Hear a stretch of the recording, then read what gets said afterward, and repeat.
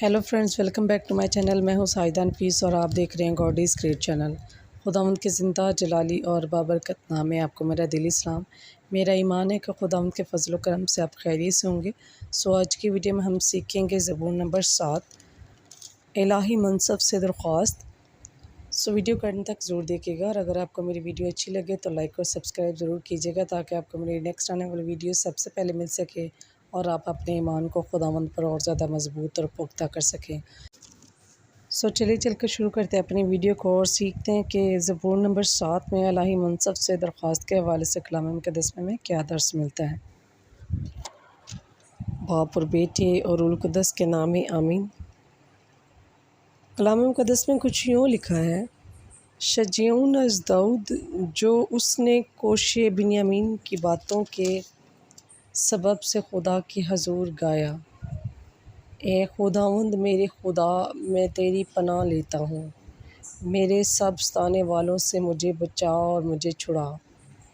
ऐसा ना हो कि कोई मेरी जान को शेर की तरह पकड़े और उसे फाड़ डाले और कोई छुड़ाने वाला ना हो। ए खुदावंद मेरे खुदा, अगर मैंने ये किया हो, अगर मेरे हाथों से बदी हुई हो, अगर मैंने अपने रफ़ीक से बुराई की हो, बल्कि मैंने तो उन्हें बचाया है जो नाहक मेरे मुखालिफ थे। तो दुश्मन मेरी जान को पीछा करे और उसे आ पकड़े। वो मेरी ज़िंदगी ज़मीन पर पामाल कर दे, वो मेरी इज़्ज़त गुबार में मिला दे। ए खुदावंद अपने गज़ब में उठ, मुझे तंग करने वालों के कहर के मुकाबले में तू कायम हो और मेरे लिए उस इंसाफ के वास्ते खड़ा हो जा जिसका तूने हुक्म दिया है। तेरे चौगिर्द कौमों का इज्तिमा हो तो उस पर आलम बाला में बैठ जा। खुदावंद कौमों का मुनसिफ है। ए खुदावंद मेरी रास्ती के मुताबिक और उस बेगुनाही के मुताबिक जो मुझ में है मेरी अदालत कर।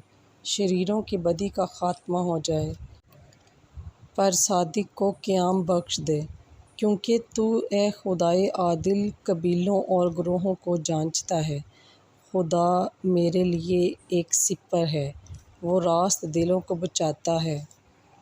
खुदा आदिल मुनसिफ है, बल्कि ऐसा खुदा जो हर रोज़ धमकी देता है।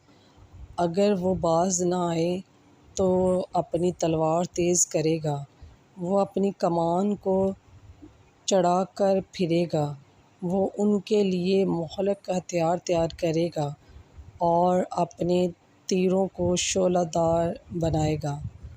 देखो, उसे बदी के दर्द लगे हैं, वो शरारत से बारदार हुआ है और उससे नारसाई पैदा होती है।